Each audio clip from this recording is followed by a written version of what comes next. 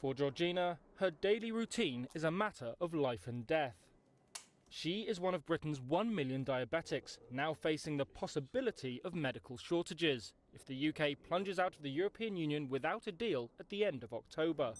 I can't tell you how worried I am about that. It's life-threatening for me. Her fears have been exacerbated by the British government's own planning for a worst-case scenario. The Yellowhammer document suggests the important Calais to Dover trade route could face months of disruption, and the pharmaceuticals industry is particularly vulnerable. That's because 3/4 of the 37 million packs of drugs imported from Europe each month come through the short Straits route. Georgina is concerned that the medical supplies she depends on could dwindle. She tests her blood sugar levels 4 times a day to work out how much of an insulin boost she needs at mealtimes, in addition to a pump that gives her a low-level dosage of insulin 24 hours a day. I can live without the pump, and I can live without all the bits and pieces that go with the pump.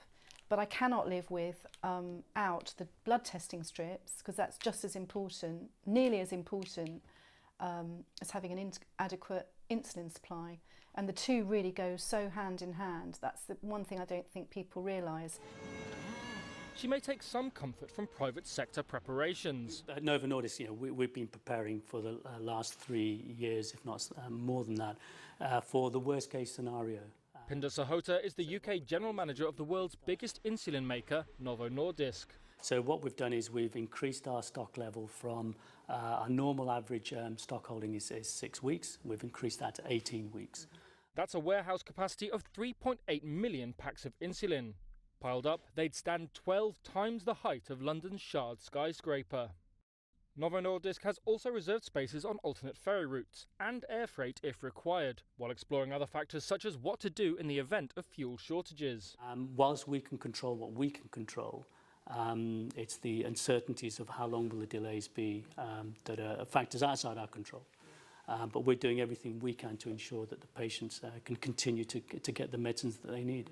But the situation is increasing tensions between industry and the government, and not just around the intricacies of planning for a no deal. Hugo Fry, UK Managing Director of France's Sanofi, also says that patients have to be prioritised. Of course, we're starting to ask ourselves the question, wow, although we're happy to do it, it is starting to weigh on our balance sheet, on our logistics, keeping all this additional stock in the country. So it's not an ideal situation. And that leads to another frustration, that while the companies like Sanofi and Novo Nordisk dedicate huge resources to such preparations, they are having to spend less time on their normal job, bringing innovative drugs to the market.